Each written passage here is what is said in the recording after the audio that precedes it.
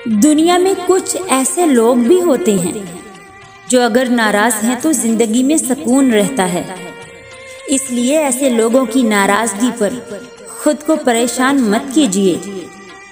जिंदगी में जब कभी महसूस हो कि सभी रास्ते बंद हैं तो अल्लाह के रास्ते पर चल पड़ो। अल्लाह का रास्ता कभी बंद नहीं मिलता, वो हमेशा खुला ही मिलेगा। सब कुछ अल्लाह की जात पर छोड़कर देखें, फिर देखें कि अल्लाह आपके लिए क्या करता है। अपनी चाहत को अल्लाह की चाहत में मिलाकर देखें। हमेशा खुद पर यकीन रखें, सहारों पर यकीन न रखें, क्योंकि सहारे ही तो इंसान को बेसहारा करते हैं।